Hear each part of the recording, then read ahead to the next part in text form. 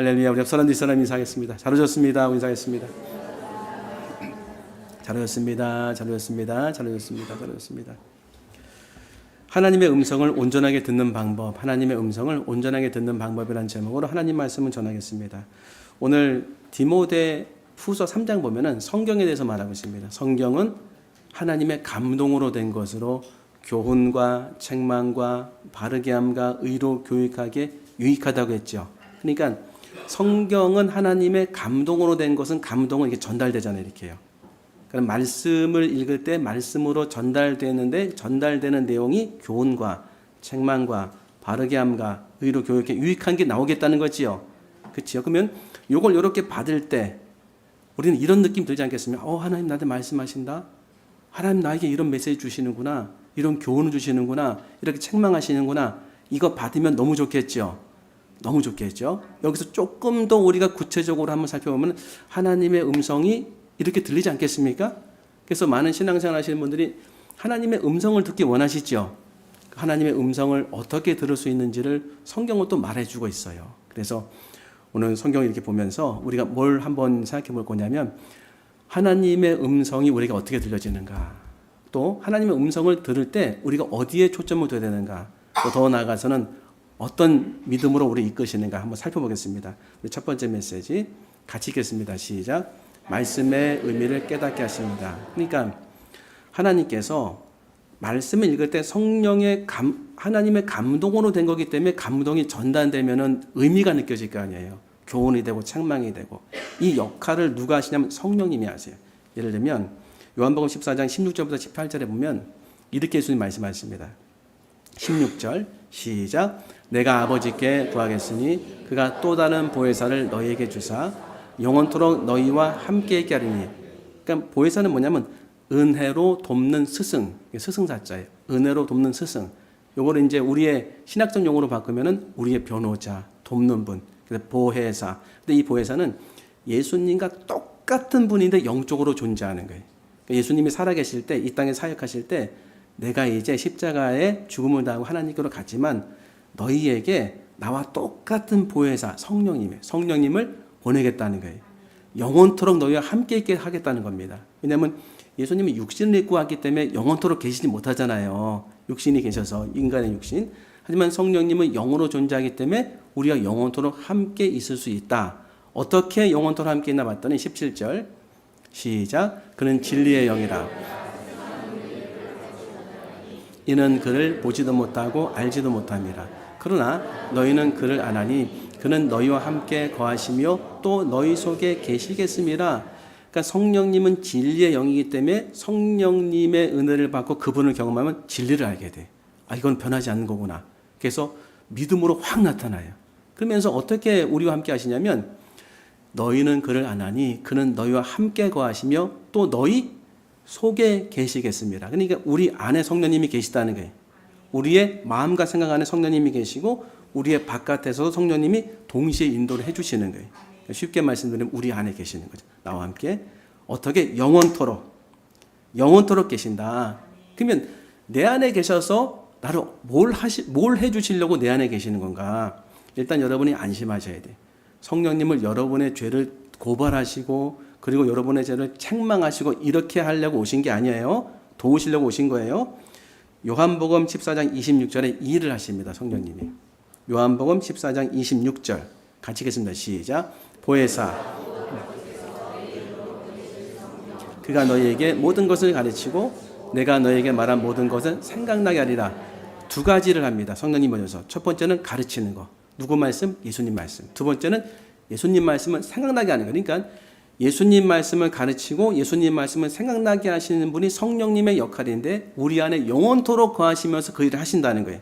그럼 실제로 그런 일이 일어나는 걸 살펴보는 거죠. 왜냐하면 하나님 말씀이 하나님의 감동으로 된 것으로 교훈과 책망과 바르게 함과 의로 교육하게 유익한 게 성경인데 그 성경은 하나님의 말씀이면서 예수님의 말씀인데 그러면 내가 성경 읽을 때 교훈을 얻게 되고 책망을 받게 되고 성령님을 통해서 그 의미를 깨닫게 되는가. 똑같이 예를 한번 들어볼게요. 여러분이 잘 아시는 말씀이에요. 빌립보서 4장 6절부터 7절. 빌립보서 4장 6절부터 7절. 여기 못 올리셨구나. 내가 드렸는데. 제가 읽어드릴게요. 아무것도 염려하지 말고 다만 모든 일에 기도와 간구로 너희 구할 것을 감사함으로 하나님께 아뢰라. 7절 시작. 그리하면 모든 지각에 뛰어난 하나님의 평강이 그리스도 예수 안에서 너희 마음과 생각을 지키시리라. 자, 6절 올려보세요. 6절. 제가 10초 동안 여유 줄 테니까는 속으로 읽어보세요.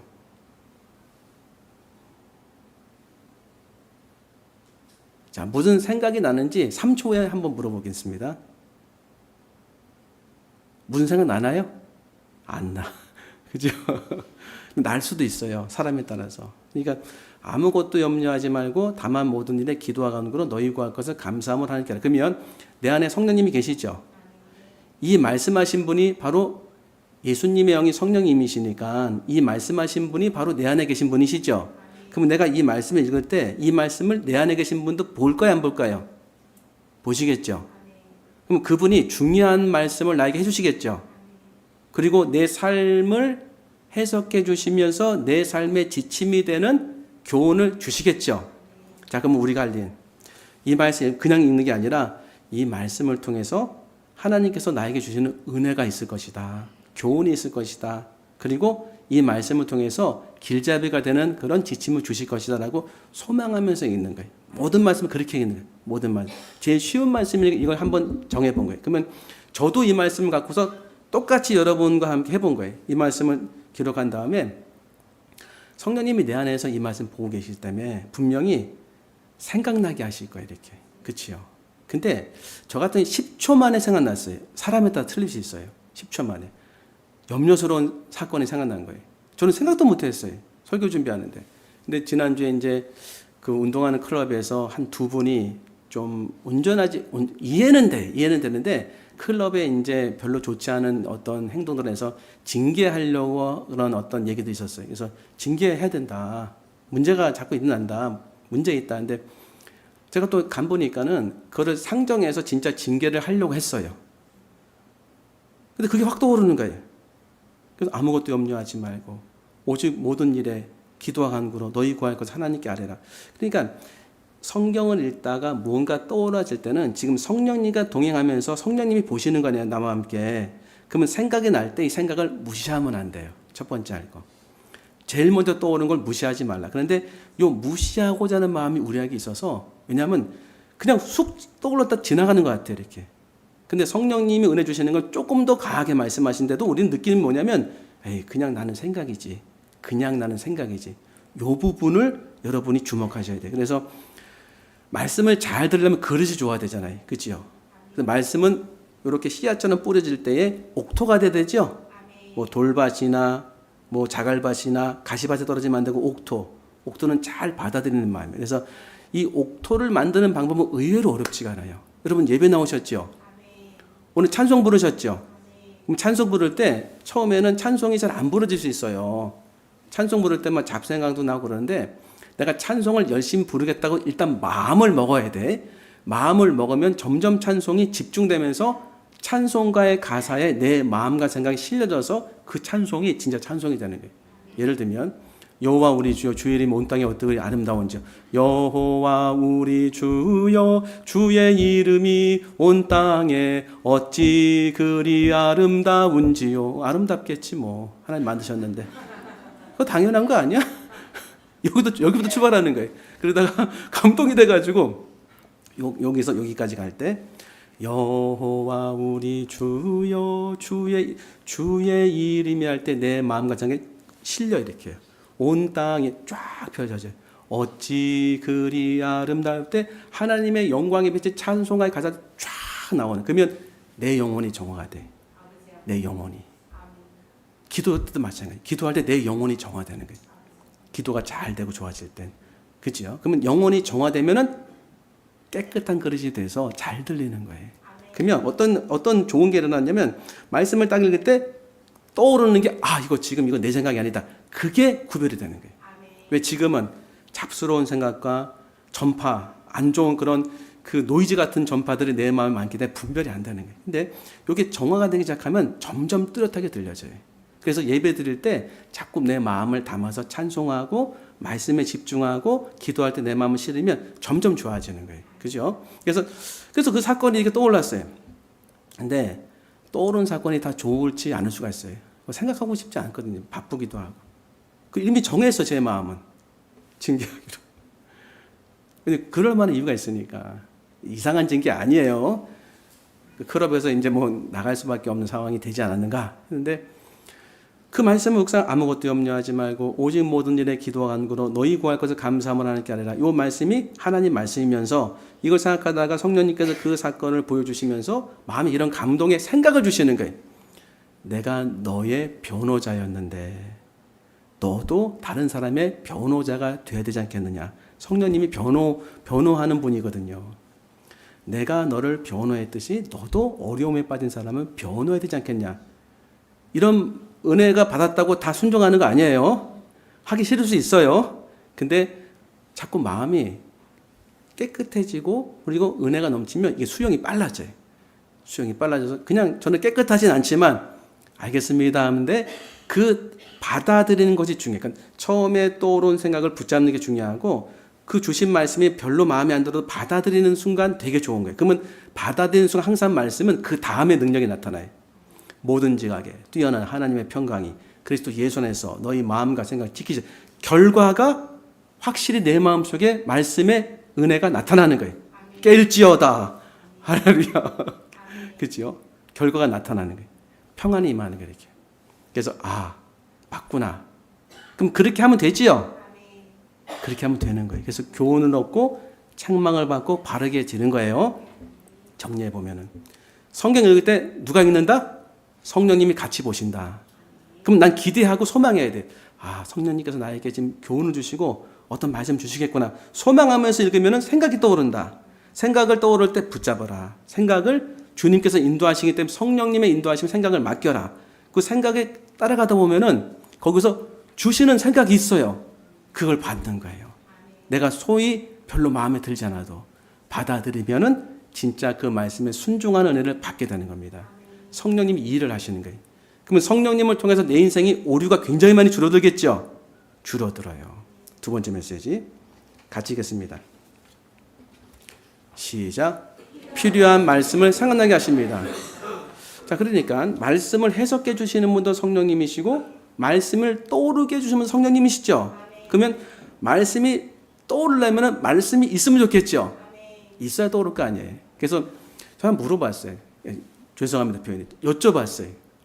성령님께. 성령님은 하나님이시니까. 성령님께서 예수님 말씀을 떠오르게 하시고 가르쳐 준다는 그 말씀 하셨는데 예수님을 통해서 이런 경우가 성경에 있습니까? 하고 물어봤어요. 항상 질문은 좋은 거예요. 왜냐하면 질문한 다음에 질문이 기도잖아요. 기다려야 돼. 주실 때까지. 질문한 다음에 기다려야 돼. 그러면 질문한 다음에 기다리면 반드시 주신다는 건 어떻게 알았을까요? 저는 시간의 제약이 항상 있었어요. 예를 들면 시간의 제약이었고 해도 돼도 그만이고 안 해도 그만이라면 몰랐을 거예요. 포기했으니까. 그런데 항상 설교하고 설교를 해야 될 시간이 정해져 있잖아요. 오늘 뭐 새벽 5시, 9시, 11시 그 전에 해결해야 되겠죠. 그러니까 해결하지 못하고 올라온 분도 많아요. 그런데 하나님 은혜 주셔서 해결이 되는 거예요. 막 하나 질문했는데 3분 있다 또 질문하고 10분 있다 또 질문하고 기다린 거예요. 계속. 어떨 때는 1시간, 2시간 막 갔었어요. 그러다가 은혜를 주세요. 알게 하시는 거예요. 떠오르게 하시고. 근데 물어보니까 이번 같은 경우에는 그렇게 어렵지 않게 이 말씀에 은혜를 주시더라고요.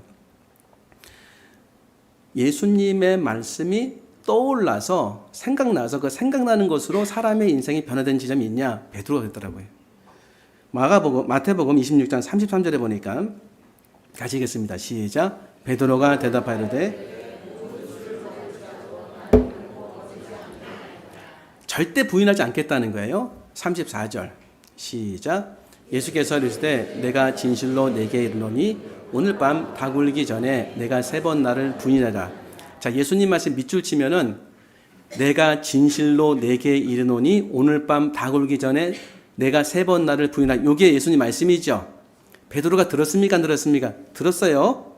기억하세요. 35절 시작. 베드로가 이르되 내가 주와 함께 죽을지언정 주를 부인하지 않겠나이다 하고 모든 제자도 그와 같이 말하냐. 그러면 예수님 말씀 들었던 베드로의 반응은 듣는 거야, 안 듣는 거예요? 안 듣겠다는 거죠.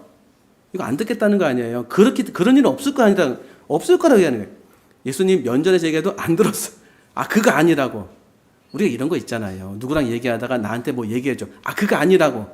그럼 그 얘기는 안 들리죠? 내가 없애버린 거 아니에요. 그건 말도 안 되는 거라고. 베드로도 이랬어요. 예수님이 말씀하셨는데 아유 아니라고. 그렇지 않다고. 그래서 36절 시작. 이에 예수께서 제자들과 함께 겟세마네 하는 곳에 이르러 제자들에게 이르시되 내가 저기 가서 기도할 동안에 너희는 여기 앉아 있으라 하시고. 자, 이제 베드로가 이 밤에 예수님 말씀대로 부인하는 과정이 나타나요. 그러면 마태복음 26장 73절에 보면은 세 번째 부인한 장면. 시작. 조금 후에 곁에 섰던 사람들이 나와 베드로에게 이르되 너도 진실로 그 도당이라 내 말소리가 너를 표명한다고는 사투리 썼나 봐요. 사투리. 이보게 뭐 이보라오 뭐 그런 거 있지 않습니까? 너도 그 나사렛 인간이다. 말투가 그렇다. 꼼짝 없는 거지요. 베드로가 이래요. 74절. 시작. 그가 저주하며 맹세하되 나는 그 사람을 알지 못하노라 하니 곧 닭이 울더라. 자, 수도 75절이 없다고 생각하세요. 베드로가 세 번째 지금 한 번 부인하고 두 번 부인하고 세 번 부인하고 완전히 부인했어요. 강도 세게. 저주하면서. 저주한 건 사실 욕한 거죠. 사실 욕한 거예요. 이렇게. 저주가 다 욕이니까. 저주하면 맹세해가지고 나는 그 사람 알지 못한다 하니까 닭이 울었어요. 그러면 그 다음에 베드로 어떻게 할 것 같습니까? 성경 생각하지 마시고 관성의 법칙에 의해서 세 번이나 모른다고 했으면은 그냥 가면 되잖아요. 지금까지 모른다고 했는데 갑자기 바뀔 리가 없을 거 아닙니까? 바뀔 수가 있구나, 여러분들. 세 번 아니라고 했으면은 그 다음에 네 번째, 다섯 번째 똑같은 거예요. 세 번은 완전 숫자기 때문에 그 관성으로 가는 거예요. 모른다니까 왜 자꾸 그러냐고. 안 했다는데 왜 자꾸 그러냐고. 이렇게 화내면서 가겠지요. 그럴 거 아니에요. 여기서 성령님이 역사하세요. 75절. 시작. 이에 베드로가 예수의 말씀에 닭 울기 전에 내가 세 번 나를 부인하리라 하심이 생각나서 밖에 나가서 심히 통곡하니라. 이에 베드로가 예수의 말씀에 닭 울기 전에 내가 세 번 나를 부인하다 이 말씀이 생각났어요. 원래 사람은 듣고 싶은 대로 듣습니다. 이거 아니라고 했잖아요. 그럼 그 말은 안 듣고 싶은 말이기 때문에 마음에 안 든단 말이에요. 근데 이 말이 생각났어요. 누가 생각나게 하신 겁니까? 성령님이. 그 다음에 반응은 심히 통곡해서 세 사람이 된 거예요. 그지요? 성령님이 이렇게 역사하세요. 마지막 순간에 예수님 말씀이 떠오르게 해서 우리 인생을 바꿔요. 그러면 요 정반대 지점에 있는 사람이 있어요. 이것도 우리가 좀 살펴봐야 돼요. 성령님께서 이거 보여주시더라고요. 이런 반대 지점인 사람이 있다. 가룟 유다예요. 자, 예를 들면 가룟 유다가 밖에 나가서 예수를 팔 생각을 갖고서 실제로 팔았어요. 대제사장들한테 가가지고 은삼십을 받았어요. 받아가지고 들어왔을 때 성찬식을 한 거예요. 세족식을 하고 다 참여했습니다. 참 안면이 두껍죠. 그 두꺼운데 밥을 먹는 장소에서 예수님 그러세요. 너희 중에 한 사람이 나를 부인할 것이다. 나를 배반할 것이다. 다 아니지요. 아니지요. 그래요. 가룟 유다도 아니지요. 그래요. 예수님이 너다 그래요. 가룟 유다만 알도록 너다 그래요. 이걸 알고서 가룟 유다가 깜짝 속으로 놀라면서 기분 나빠서 밖으로 나가요. 밖으로 나가고 그 다음에 가룟 유다가 마지막에 예수님이 고난을 당하는 걸 보면서 스스로 뉘우치는 장면이 나타나요. 한번 읽어보겠습니다. 마태복음 27장 3절부터 5절. 마지막 모습에 읽겠습니다. 시작. 그때 예수를 판 유다가 그의 정죄됨을 보고 스스로 뉘우쳐 그 은삼십을 대제사장들과 장로들에게 도로 갖다 주며. 메타노이아가 회개란 뜻이에요. 뉘우치다. 근데 여기서 메타노이아 쓴 게 아니라 좀 스스로 뉘우치는 메타멜레데이스. 상당히 약한 거예요. 그러니까 그냥 후회 정도 한 거예요. 이렇게. 뭐 베드로처럼 막 뉘우치고 막 눈물 흘린 것이 아니라 후회한 거예요. 이렇게. 강도가 상당히 낮은 단어를 썼어요.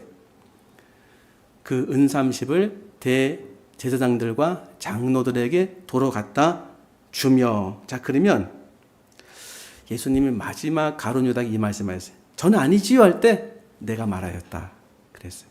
그럼 가룟 유다의 마지막 말은 예수님은 내가 말하였다 이거 아닙니까? 베드로의 마지막 말은요. 오늘 밤 닭이 오기 전에 3번 나를 부인하리라. 베드로는 기억도 하기 싫었어요. 4절 같이 읽겠습니다. 시작. 이르되 하니 그들이 이르되 그것이 우리에게 무슨 상관이냐 내가 당하라 하거늘. 여기에서 엄청나게 다른 게 나타나요. 베드로는 예수님 말씀이 떠올랐어요. 가룟 유다는 자기의 생각이 떠올랐어요. 그 얘기 뭐냐면 베드로는 예수님을 영접해서 성령의 사람이었고 가룟 유다는 같이 다녔지만 예수님 말씀이 없고 성령의 임재가 없다는 것은 예수님을 진실로 마음의 구주로 영접하지 않은 거예요. 만약에 여기서 부족했지만 그가 예수님을 영접했다고 한다면 예수님 말씀이 떠올랐을 거예요. 내가 말하였다. 그러면 말씀은 진리이고 말씀은 검이고 말씀은 빛이 되고 말씀은 능력이 되기 때문에 그 다음에 변화가 일어나는 거예요.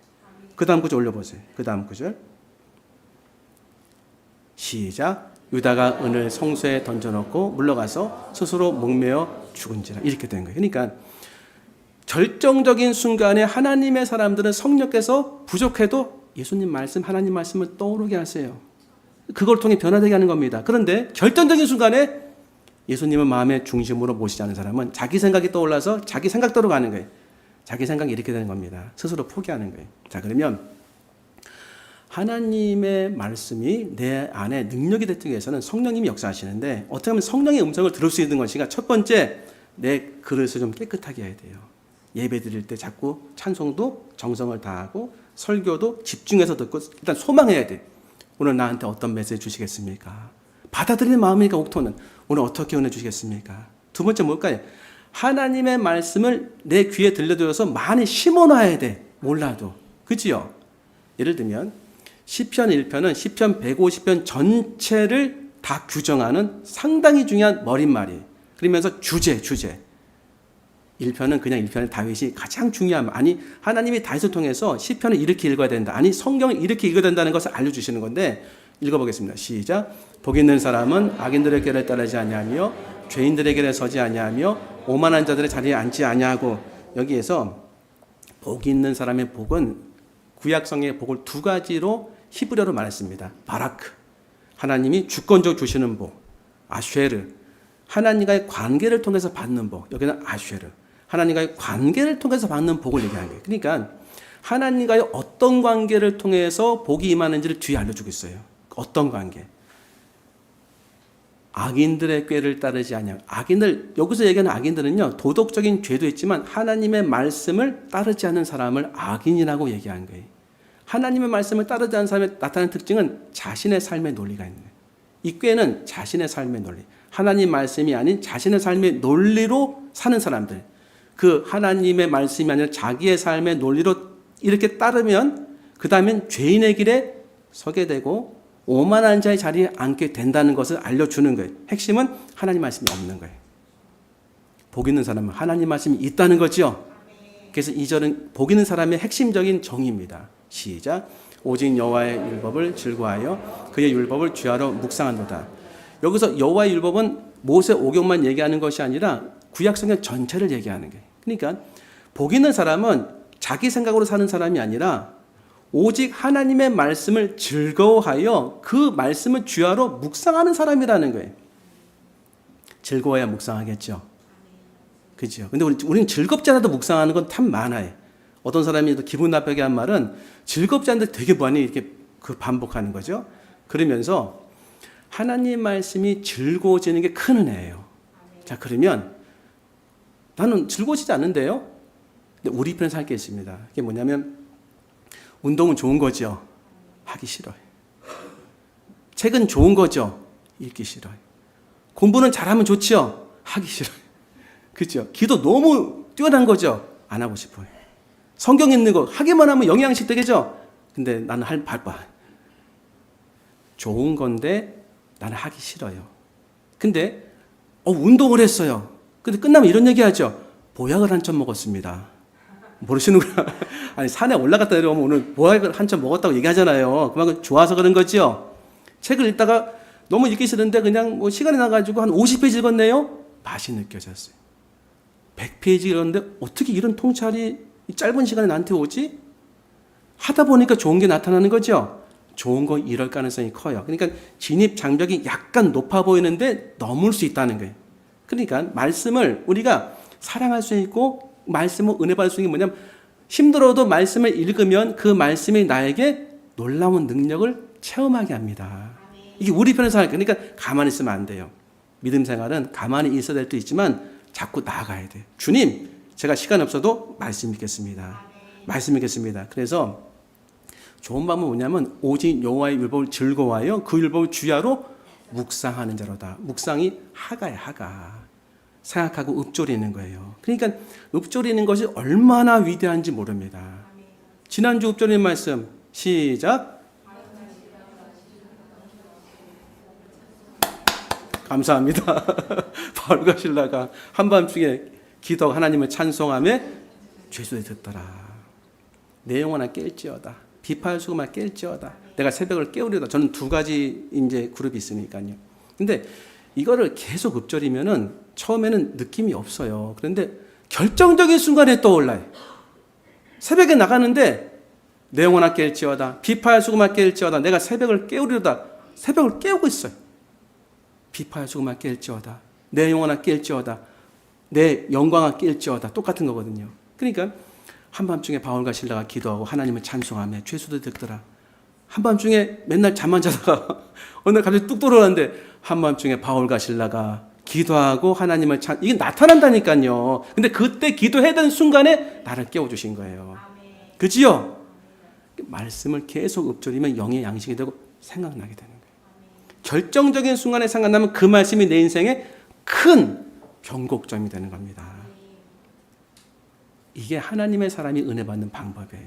마지막 세 번째 같이 읽겠습니다. 시작. 영적인 음성을 통해 말씀하십니다. 그래서 오늘 깨어라 그러니까 우리 그 어떤 분이 깨어라가 눈을 막 보고 있는 거야. 잠자지 않으려고. 잘하는 거지요. 할렐루야. 잘하는 겁니다. 그러면 질문. 하나님의 음성이나 성령님의 음성이 있다 없다? 성경을 보겠습니다. 세 번째 메시지 영적인 음성을 통해 말씀하시는데 사도행전 10장 19절부터 20절 시작. 베드로가 그 환상에 대하여 생각할 때에 성령께서 그에게 말씀하시되 두 사람이 너를 찾으니. 누가 말씀하셨어요? 베드로는 예수님을 믿는 사람이에요. 성령님이 말씀하셨죠. 뭐라고 하냐면 그에게 말씀하신 두 사람이 너를 찾으니. 그 다음 구절 20절 시작. 일어나 내려가 의심하지 말고 함께 가라. 내가 그들을 보내왔느니라 하시니. 이 말씀 들었어요. 근데 알 게 있어요. 요 베드로가 19절 올려보세요. 19절. 베드로가 환상에 대해 생각할 때 성령님이 말씀하신 건데 환상에 대해 생각하기 전에 베드로는 기도하고 있었어요. 기도할 때 환상을 받은 거예요. 그러면 어느 때 성령님이 역사하시나? 요 베드로가 환상을 받기 전에 고넬료라는 사람이 아직 예수님을 영접하지 않았던 사람이에요. 그가 영적 음성을 들어요. 한번 올려보세요. 사도행전 10장 3절부터 5절. 사도행전 10장 3절부터 시작. 하루는 제 9시쯤 되어 환상 중에 밝히 보매 하나님의 사자가 들어와 이르되 고넬료하니. 9시는 6을 빼면 한국 시간이에요. 3시, 오후 3시. 오후 3시는 왜 3시라는 시간을 표시했냐면 기도하는 시간이에요. 고넬료가 유대인처럼 하루 3번 기도했어요. 예수님 아직 모르는데 환상 중에 밝히 보매 하나님의 사자가. 지금 하나님의 사자는 으르렁 사자가 아니라 천사예요. 고넬료는 천사가 아니야. 아직 예수님 모르기 때문에 성령님이 역사하지 않으신 거예요. 그러니까 믿지 않는 사람에게도 영적인 은혜가 나타날 수 있어요. 근데 어느 때 나타나 봤더니 들어와야 돼. 고넬료야 하니 4절 시작. 고넬료가 주목하여 보고 두려워 이르되 주여 무슨 일이니까. 천사가 이르되 내 기도와 구제가 하나님 앞에 상달되어 기억하신 바가 되었으니. 기도와 구제. 기도하고 구제. 특별히 기도할 때 하나님 말씀하신다. 기도할 때 성령의 역사를 많은 분들이 겪는다. 틀림없어요. 저도 이제 성령의 음성을 들은 적이 있습니다. 그래서 내가 너를 위해서 십자가에 죽었다. 너는 행복해야 된다. 다 기도할 때 들었어요. 내가 너를 안다. 내가 너와 함께 다 기도할 때 들었는데 어떤 느낌이냐면 실제로 사람의 육성과 제 내면의 소리 이렇게 있다고 한다면 육성과 내면의 소리 중간 지점 정도의 느낌이에요. 그러니까 여러분이 예를 들면 이렇게 하면 될 거예요. 막 방언을 할 수 있는 분이 방언을 막 하다가 방언을 중단하면 내 안에서 방언이 계속 움직일 때가 있어요. 그런 느낌이에요. 예를 들면. 그러니까 그만큼 들리긴 들리는데 육성처럼 들리는데 내면의 음성이에요. 그런데 어느 때 들리면 다 기도할 때. 저는 그래서 예전에 교회 개척한 다음에 한참 이제 그 성령님의 은혜를 받아서 밖에 나가서 전도했어요. 밖에 나가 전도하면은 길 가다가 저쪽에 사람이 오면은 꼭 그래졌어요. 기도해 주라. 그럼 기도해 줘요. 또 사람이 기도해 주라. 예외가 없어요. 길을 못 가게 했어요, 제가. 그럼 제가 어떻게 했을까요? 길을 안 나갔어요. 또 기도해 주라. 왜? 기도해 주라고 하는 사람이 너무 많아. 산에 올라가도 기도해 주라. 밖에 나가도 기도해 주라. 그러니까 나중에는 이게 자꾸 안 따르니까 음성이 자꾸 이렇게 스며드는 것 같더라고요. 근데 갈 때마다 어떤 분에게는 지금도 기억나요. 산에서 있었던 분인데 골프채를 갖고, 골프가 나쁘다는 거 아니에요. 골프채를 갖고 막 휘두르더라고요. 7시 정도에. 근데 지나가는데 기도해 주라는 거예요. 한마디를 더 하시다고요. 돈이 다가 아니라고 얘기하라. 말씀 많이 드렸잖아요. 그래서 얘기 못 하겠더라고요. 그 하나님, 저 팔각정에 있는데 올라갔다 내려올 때 있으면 제가 하겠습니다. 있는 거예요, 그 사람이. 어떡합니까? 가서 기도해 줬어요. 근데 속으로만, 너 아닙니다. 뭔 얘기 하는지도 몰라. 나는 했다고 생각하면 나가 아니면.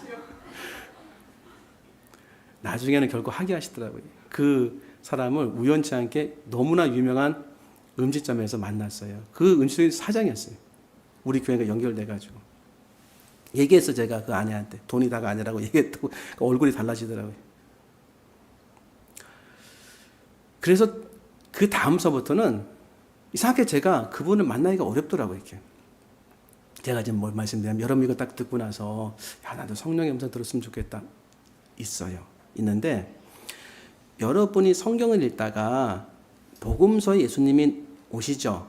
나타나잖아요. 근데 사람들에게 막 설교하시잖아요. 그때 다 듣는 건 예수님의 말씀이 성령님의 음성에는 될 수 있거든요. 예수님이 성령님이시니까. 근데 예수님을 1대1로 만난 사람은, 1대1로 만난 사람은 그냥 만난 건가요? 간절히 사모해서 만나게 돼요. 지나가는 예수님 붙잡아요. 간절히 사모. 예를 들어 이 정도였어요. 한 여인이 귀신 들린 자녀를 치료해달라고 예수님 앞에 엎드려요. 이렇게 말씀해요. 내가 이스라엘의 잃어버린 양 외에는 보내시는 받지 않았다. 거절이거든요. 소리 지르니까 뒤에서 제자들이 예수님, 저 여인이 소리 지르니까 쫓아보내셔서 무시하는 거예요.